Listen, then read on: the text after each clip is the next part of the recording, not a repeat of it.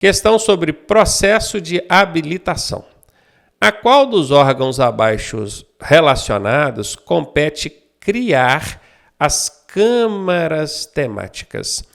Quando fala câmara, o pessoal de cara confunde com câmera de filmar, de fotografar. Não é, tá? É câmara. Que também não é câmara de ar, de pneu, não. Quando você lembra de uma Câmara de Vereadores, você pensa o quê? Um grupo, não é? Uma Câmara de Vereadores é um grupo de vereadores.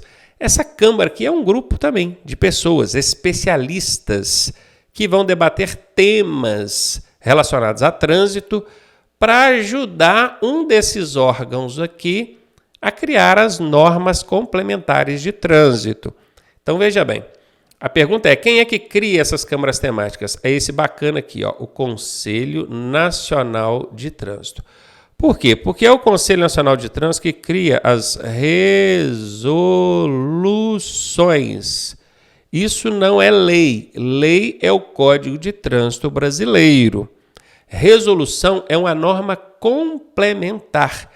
Por exemplo, lá no Código de Trânsito Brasileiro, no capítulo 14, que vai do artigo 140 ao 160, fala que para a pessoa dirigir, ela precisa ter uma CNH, uma PPD, um ACC, mas não cuida dos detalhes, não. Mas peraí, como é que vai ser esse processo de habilitação dessa pessoa? Como é que ela vai obter essa habilitação?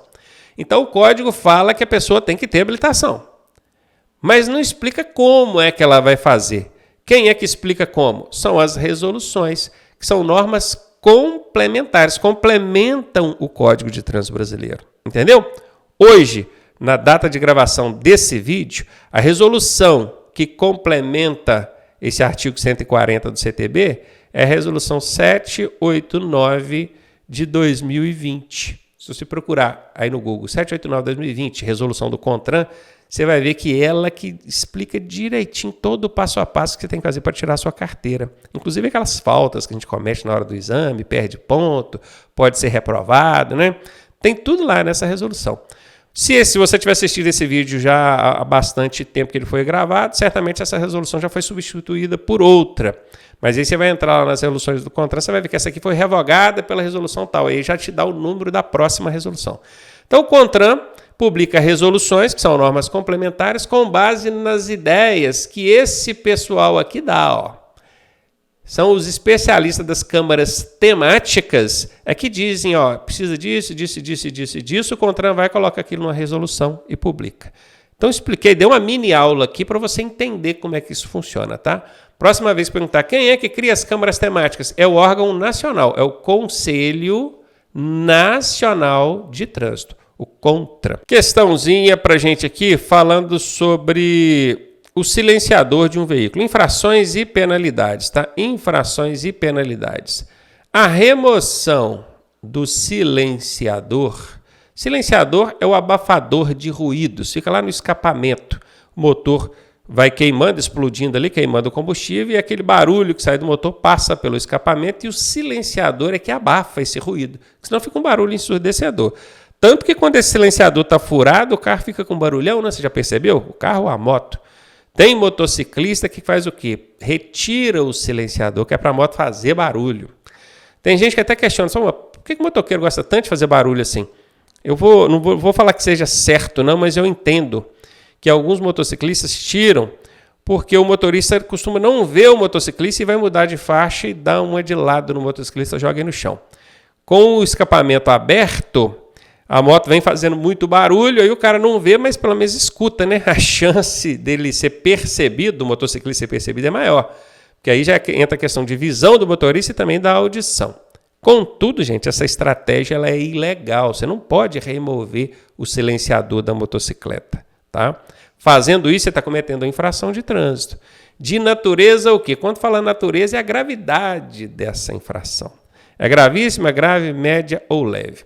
Aí aqui entra uma questão que eu não gosto que o Detran faça. O que o Detran fez? Ele não contextualizou a situação. Ele simplesmente deu o procedimento, a conduta inadequada, e já perguntou na lata, isso é leve, média, grave ou gravíssimo? Gente, é pesado.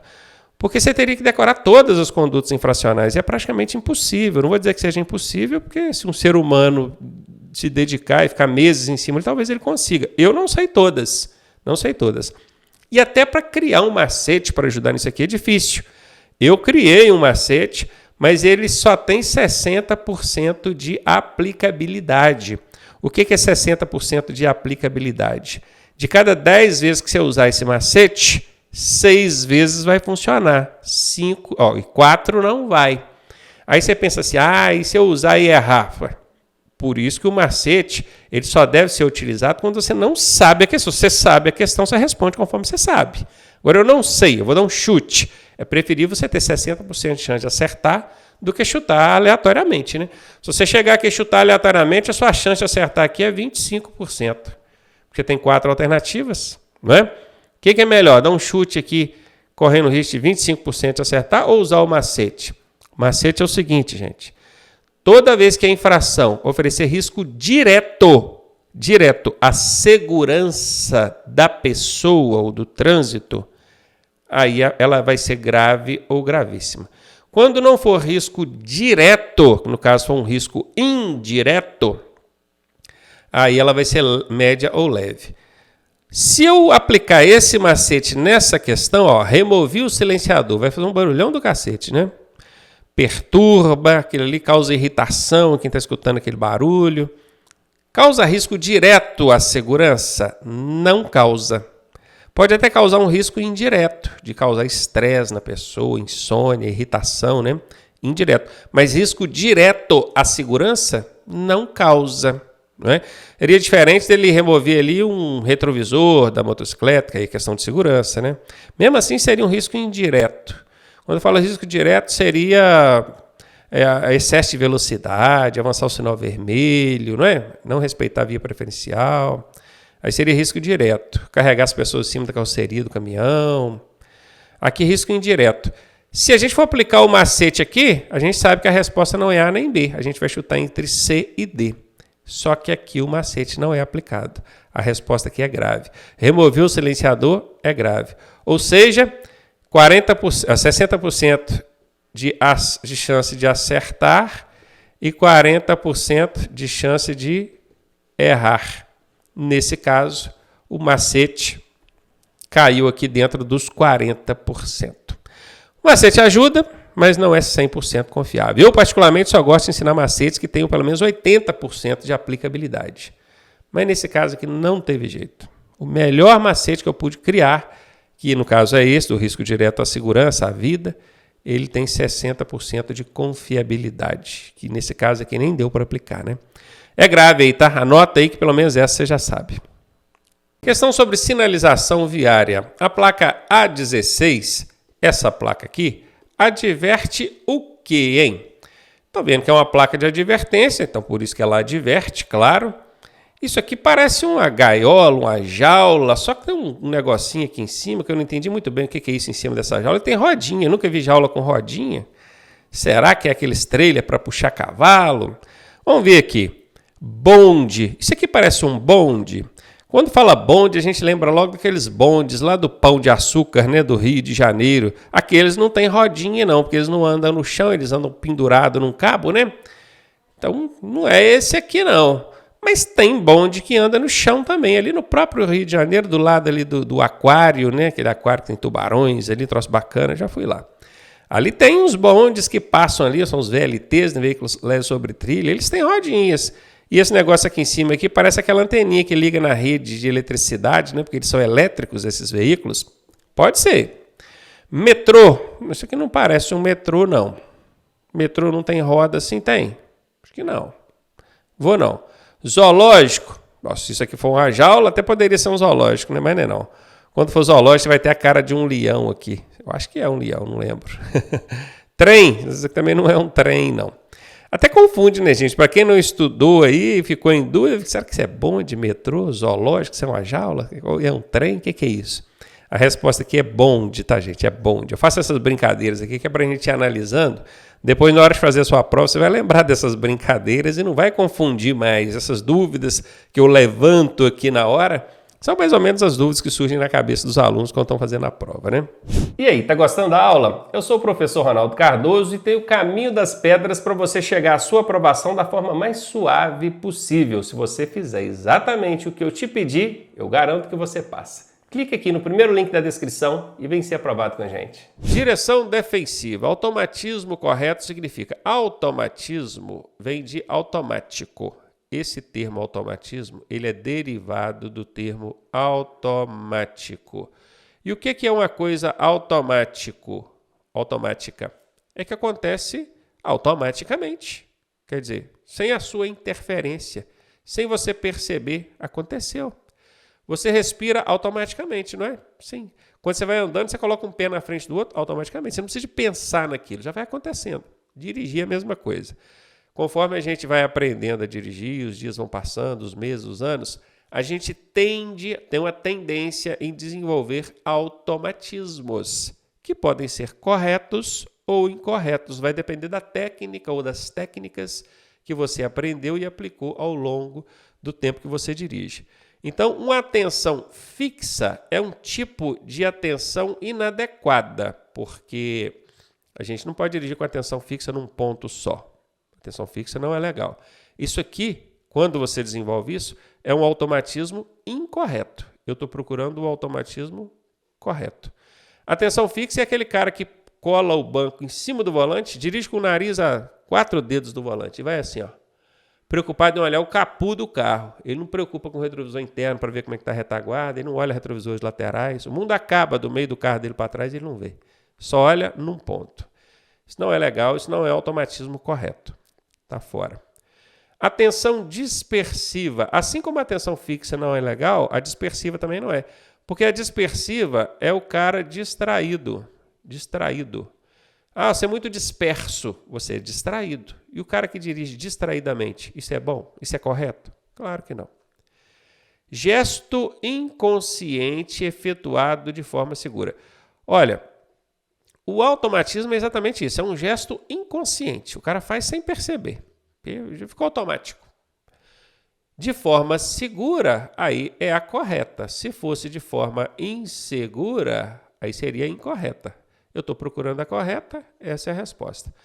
Indisciplina, o cara indisciplinado, tem como ser correto? Não, né, gente? Vou nem ler o resto, tá fora. Questão sobre primeiros socorros. Marque a alternativa que não corresponde a um procedimento adequado em caso de socorro a um motociclista que se acidentou.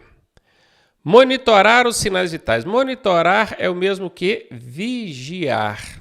Então, vigiar os sinais vitais. Quais são os sinais vitais? Pulso, respiração, temperatura corporal,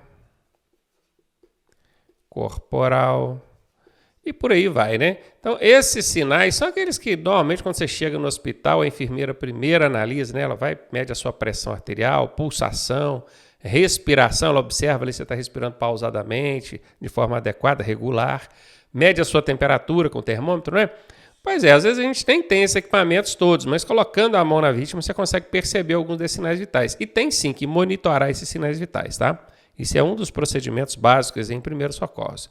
Como eu estou procurando aquela que não corresponde a um procedimento adequado, e essa aqui corresponde, então já sei que essa não é a resposta. Retirar o seu capacete para melhorar a ventilação e respiração. Isso aqui é o que eu chamo de a alternativa politicamente correta. Retirar o capacete, vocês já aprenderam nas regrinhas sagradas de primeiros socorros que não é uma boa ideia. Isso não deve ser feito. Só que aí, para tentar justificar esse problema, eles colocam assim, é para melhorar a ventilação e a respiração da vítima. Olha, ainda que a correia jugular ali, que é a que prende o capacete, estiver prendendo o pescoço da vítima, você pode abrir a correia jugular, cortar a correia jugular, mas tirar o capacete, abrir a viseira, isso também vai ajudar a ventilar ali para ela respirar. Então, o retirar o capacete é que é o problema, porque isso está nas regras sagradas, as 10 regrinhas sagradas de primeiro socorro. Você não conhece? Não? Pois é, no nosso curso tem, hein? As 10 regrinhas sagradas de primeiro socorro. Não pode retirar capacete. Quando eu falo que é politicamente correta, tipo assim, está tentando justificar uma passada de perna que ela está te dando aí, né? Opa, tirar o capacete não pode não, mas ele vem adoçando, assoprando aí para tentar justificar. Esse tipo de alternativa é quando tem um erro, mas eles tentam justificar esse erro com alguma coisa. É o político que faz isso, né? Por isso que eu chamo de politicamente correta. Essa aqui não corresponde a um procedimento adequado, porque não pode tirar o capacete. Como eu estou procurando aquela que não corresponde, é a letra B. Vamos ler as outras? Acionar o socorro especializado. Ok. Como eu estou procurando aqui não é, vou eliminar ela. Conversar com ele para mantê-lo consciente. Olha, manter a vítima consciente é uma excelente ideia. Ela precisa estar acesa, acordada, ligada. Não a qualquer custo, né? Mas conversar com a vítima é um procedimento para mantê-la consciente. É ok. Então, se alguém pensou que isso aqui é errado, não é, tá? Isso aqui é correto. Como eu estou procurando a incorreta, que é o não, eu vou eliminar essa e confirmar, então, letra B como resposta. Questãozinha sobre primeiros socorros. Não é sintoma. Sintoma é sinal, né? Por exemplo, quem está com febre, qual é um sinal que ela apresenta? Temperatura corporal elevada, pele avermelhada, né? Então, esses sintomas são sinais que a vítima apresenta. Qual que não é sintoma de vítima com hemorragia interna? Hemorragia é perda de sangue. Houve uma lesão interna e essa pessoa está perdendo sangue. Então, a hemorragia interna, ela tem sintomas. A pessoa vai apresentar alguns sinais ali que vão te ajudar a identificar que ela está com hemorragia interna. Só que a questão está querendo saber qual que não é. Qual que não é. Bora ver? A pele da pessoa fica pálida. Sim, isso é. Porque se ela está perdendo sangue, ela tende a ficar branca, pálida. Fria, também. Porque o sangue circulando é que mantém a temperatura corporal da gente. Se o sangue diminui a circulação, porque está perdendo sangue, a pessoa tem uma tendência em ficar com a pele fria. Úmida, sim, ela começa a suar frio. Então aqui, ok, tudo ok. Eu estou procurando qual que não é. Então já vou eliminar essa. A respiração fica curta, rápida e irregular. Sim, porque por falta de circulação sanguínea, ela está perdendo sangue. Hemorragia é perda de sangue, tá, gente? Não esqueça disso, não. Ela começa a ter ali distúrbios respiratórios. Ela começa a ficar com a respiração irregular, não fica normal. Isso aqui é um sinal de quem está com hemorragia interna. Como eu estou procurando aquela que não é sinal, não é sintoma, vou eliminar essa também. Pulso fraco e rápido. O que faz o pulso, a pulsação?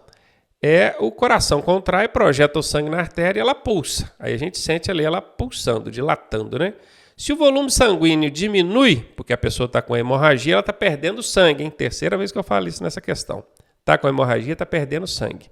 Diminui o volume sanguíneo. O pulso tende a ficar fraco, realmente. Por que ele fica rápido? Porque o coração, percebendo que tem menos sangue, começa a bombear mais rápido que é para o sangue, o pouco que tem, conseguir dar conta de atender a todos os órgãos.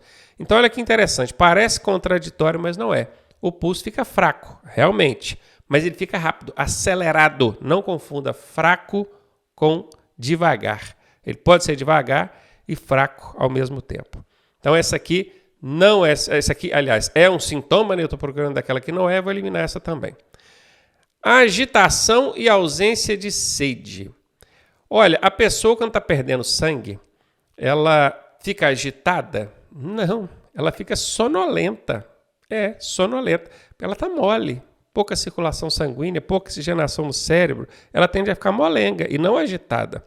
Outra coisa, quem está com hemorragia, de qualquer tipo, não precisa nem ser uma hemorragia interna, não, tem muita sede, inclusive ele te pede água. É comum a pessoa sentir boca seca e pedir água. E você, socorrista, não pode dar água para essa vítima, tá? Se você der água para uma vítima com suspeita de lesão interna, você ferra com a vida dela. Então não pode. Então quando aqui fala ausência de sede, tá errado isso. Quem tem hemorragia tem muita sede e não ausência de sede. Então, essas duas aqui, tanto a agitação quanto a ausência de sede, não são sintomas de vítima que estão com hemorragia. Achei a resposta que eu estava procurando. Questãozinha chata, tem que analisar com calma para não errar, tá? Questão sobre direção defensiva. Ao se aproximar de um cruzamento, uma forma segura do condutor agir vou passar por um cruzamento, forma segura. Acionar a buzina? Absolutamente não, né, gente? Para que eu vou buzinar toda vez que eu for passar no cruzamento? Já pensou, numa grande cidade? Todo veículo que for chegar no cruzamento buzinar vai ser um buzinar, se aparecer uma carreata, né? Não faz nenhum sentido e, inclusive, é proibido acionar a buzina nessa circunstância em infração de trânsito leve, tá? Eu devo reduzir a velocidade? Será que é uma boa ideia reduzir a velocidade quando eu estou aproximando de um cruzamento? Eu imagino que sim. Passar devagar ali é uma boa, né? Vamos deixar isso aqui que certamente essa é a resposta. Manter a mesma velocidade? Olha, manter tem que ser a mesma, né? Como é que você vai manter outra? Então isso aqui chama-se redundância. Manter a mesma seria o mesmo que subir para cima, descer para baixo, não é? Mas enfim, apesar da redundância, esse manter a velocidade não é adequado. Vou te explicar por quê. Quando fala em manter a velocidade, a gente logo pensa assim: eu estou devagar, mantenho devagar, passo devagar, beleza. Mas se o cara estiver correndo, se ele estiver a 90, 100 km por hora, ele vai manter essa velocidade? 90, 100 por hora? Vai passar nesse cruzamento? Não dá, né? Então, o manter não é uma boa ideia. Aumentar a velocidade, então, de jeito nenhum, né, gente? Tá eliminada. Ficamos mesmo com a letra B de bola. Vai passar no cruzamento? Reduza a velocidade. Mais um de primeiros socorros. Caso seja necessário o transporte de uma vítima de sinistro de trânsito, lembrando que sinistro substituiu no Código de Trânsito Brasileiro o termo acidente. Então, quando você lê sinistro, você vai entender acidente. Beleza? Então, caso seja necessário o transporte de uma vítima de sinistro de trânsito, é incorreto transportá-la imobilizada. Incorreto transportá-la imobilizada? Não. O incorreto é você transportá-la de qualquer maneira. Transportá-la de qualquer maneira. Tem que imobilizar a vítima, sim, para poder fazer o transporte. Beleza? Como que eu vou fazer isso? Depende do problema que ela teve. Se for uma fratura no braço, tem que imobilizar o braço. Puder colocá-la numa tábua, acolchoar na nuca, nas dobras do joelho, da cintura e prendê-la naquela tábua, é imobilizada. Então não é incorreto isso aqui, não. Mantê-la com as vias aéreas desobstruídas também não é incorreto. Isso é correto. Eu estou procurando a incorreta, gente. Não esquece, não. Mantê-la acordada a qualquer custo. Olha, manter a vítima acordada é uma boa ideia porque ela fica consciente.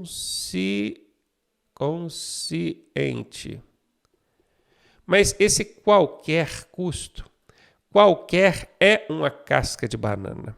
E onde tem casca de banana é 90% de chance daquela alternativa ser errada, incorreta. Eu estou procurando incorreta? Certamente essa aqui é a resposta, né? Tem que manter ela acordada? Sim, é bom. Mas a qualquer custo? Não, né, gente? Mantê-la em jejum, ou seja, não dá nada para ela comer nem beber? Isso é correto. Eu estou procurando a incorreta. Então, o que está fora, a resposta realmente letra C de casa. Questãozinha sobre normas de circulação. Ao passar por um veículo de transporte coletivo de passageiros, o que é um veículo de transporte coletivo de passageiros? É o ônibus. Pode ser um micro-ônibus também, tá? Que esteja parado. O veículo, quando está parado... O que é uma parada, gente? É quando ele está fazendo embarque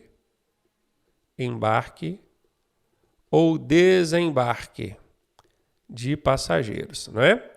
Se você ler o conceito de parada no Código de Trânsito, você vai ver que é imobilizar o veículo para embarque ou desembarque de passageiros.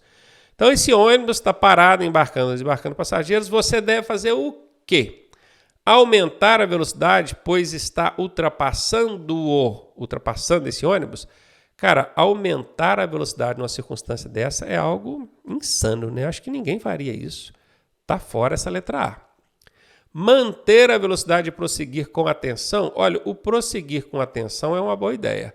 Agora, esse manter a velocidade não é uma boa ideia. Porque se você estiver correndo, manter a velocidade, quer dizer, você vai passar correndo. Ah, professor, mas se eu estiver devagar? Aí, beleza. Mas se estiver correndo? Então, não dá para afirmar que o manter a velocidade é uma boa ideia, não. Está fora. Somente diminuir a velocidade se estiver pedestre atravessando. Aqui tem uma casca de banana. Esse somente é uma casca de banana. Quem estuda comigo sabe quais são as cascas de banana. Eu ensino isso. E aqui, meu querido, é 90% de chance dessa alternativa ser incorreta. Isso é um macete que eu ensino. E ela está incorreta. Reduzir a velocidade. Ok, coisa linda, vou diminuir a velocidade. Ou parar se necessário. Eu preciso parar sempre? Não, se necessário. Vamos supor, no primeiro momento eu diminui a velocidade. Mas eu vi que o passageiro lá desceu e vai atravessar na frente, eu vi por baixo do ônibus, assim, eu olhei e vi as perninhas dele vindo em direção à rua. Aí eu paro, porque foi o parar se necessário. Letra D aqui encaixa muito bem nesse espaço aqui. É a resposta. Questão sobre mecânica. Aos veículos obrigados a utilizar extintores de incêndio, na verdade não é uma questão de mecânica, isso aqui é uma questão lá da parte inicial de legislação, né? Porque o Detran colocou aqui mecânica porque viu extintor de incêndio, veículo, equipamento obrigatório, mas na verdade isso entra lá na parte inicial, legislação. Então, aos veículos obrigados a utilizar extintores de incêndio e aos que optarem pelo seu uso, por que aqui fala veículos obrigados? Porque nem todos os veículos são obrigados a usar extintor, né? Mas alguns são, caminhões, ônibus, veículos que transportam produtos perigosos. Então, eles são obrigados a usar extintor de incêndio. E aqueles que optarem, que às vezes o cara que está no automóvel não é obrigado a usar extintor, mas quer usar. Então, ele está optando, fazendo a opção pelo uso. Eles devem usar o extintor que tenha carga com pó do tipo AB, ABC, B ou BC. Só esse pó aqui, ó, ele já diz que o extintor é do tipo ABC. Porque existe extintor de espuma, existe extintor de tudo. Quando fala pó, você pode saber que é ABC. Isso aqui é para apagar tanto fogo proveniente de combustível líquido, como de combustível sólido, como de combustível ou quanto de circuitos elétricos, tá? E o veículo tem tudo isso. Combustível líquido está no tanque dele, né? Gasolina, o álcool. Combustível sólido, os bancos, as espumas dos bancos, né? Os pneus, os revestimentos internos do veículo, tudo pega fogo, combustível sólido. E circuitos elétricos, é o que mais tem no carro, né? Tem um sistema elétrico, inclusive, completo ali. Por isso, o extintor, para ser utilizado em veículo, ele tem que ser do tipo ABC. Essa é a resposta. E anotem mais uma. Validade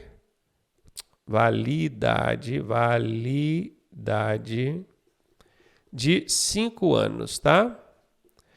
Pó ABC, validade 5 anos. Isso nos veículos que são obrigados a manter o extintor e aqueles que optarem pelo seu uso. Tá aí a resposta para vocês.